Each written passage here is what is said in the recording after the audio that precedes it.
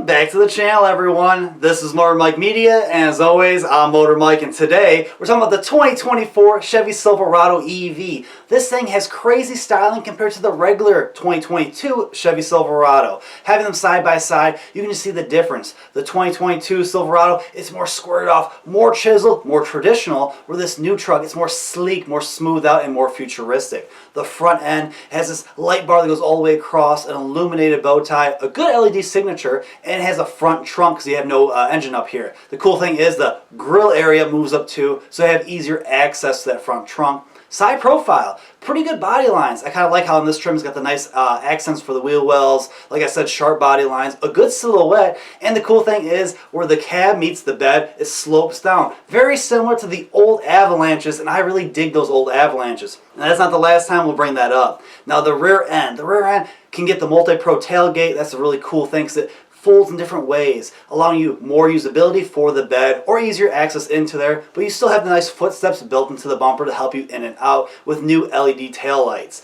Now the bed, it's illuminated. It's about 71 inches, but if you need more space, you can either fold that tailgate down, like I said, and fold up the back, allowing you longer pieces of wood or materials, or you can use the midgate. That's right, guys, the midgate's back from the old Avalanches. That was the cool thing about the Avalanches, was the midgate, allowing you access to the cab of the vehicle. It's here on the EV Silverado. You can have a 60-40 split, allowing you just to put part of it down, having stuff in, having the rest of the back out there. Or you can take the glass out, fold the plastic down, and have the back seats down, and use all that space. This can be a very, very usable and practical vehicle.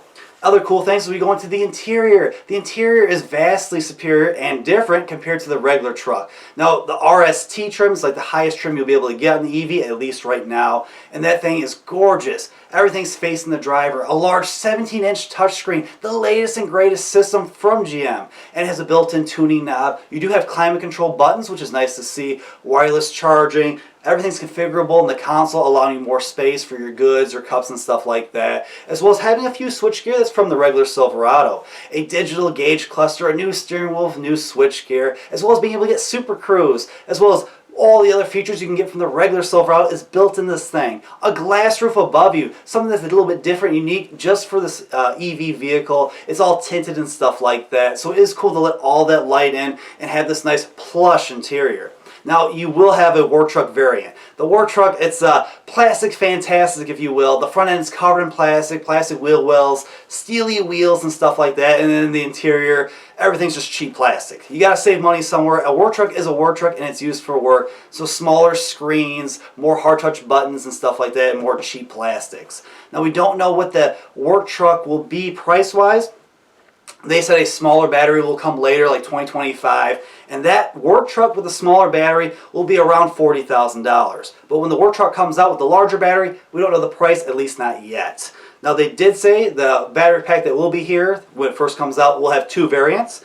The base variant has 510 horsepower and 615 pound-feet of torque, which is pretty impressive. But the high output variant, 664 horsepower and 780 pound-feet of torque. And that high output variant, that's 0 to 60 in about 4.5 seconds, which is very impressive. They also showed us one little teaser of a potential Trail Boss version of this vehicle, which would be kind of cool to have a nice EV that's nice and quiet, allowing you to enjoy nature and stuff like that.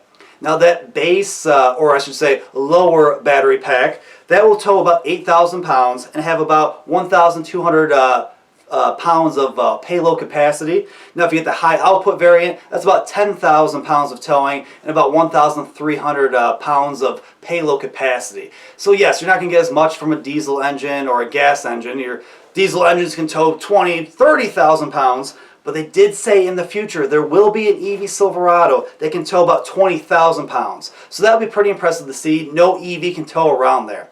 So like I said, this vehicle is different compared to the regular Silverado. There's pros and cons to everything. We need an infrastructure. We need more chargers. There's a lot of things we need. It'd be cool to have a vehicle like this. Now, we don't know the range of like a base model, but the estimate for a higher trim would be about 400 miles of range, which is pretty impressive. They said a fully loaded one of these is about $105,000, which is crazy, crazy money. Like I said, we don't know about a base model yet, how much that will cost. Hopefully it's more affordable, but EVs are pretty expensive, but they do have decent numbers and they will only continue to get better and better. But I want to know what you guys think. What are things you like and don't like about the Chevy EV? Now, I'm a fan of the regular Silverado more than this new EV. I like the more squared off, chiseled vehicle compared to this new sleek one, but I do like the EV's interior better, as well as some of the features that are exclusive just to the EV, like that midgate and the glass roof. Those are really cool things to have. But let me know in the comments below, which of the two would you pick? Would you go brand new with the future tech, or go a little bit more old school, maybe get a 6.2 liter V8 engine? Let me know in the comments down below. And if you haven't already and you want to, please check out my channel. I keep trying to give you guys more and more content about cars, trucks, crossovers, and SUVs, combustion engines, and EVs, just like this. A little of everything, but please, like, comment, subscribe, hit the notification bell. That way you guys can stay up to date with the latest and greatest from my channel. And as always, I truly, truly appreciate you all for watching, and I'll see you all in the next one.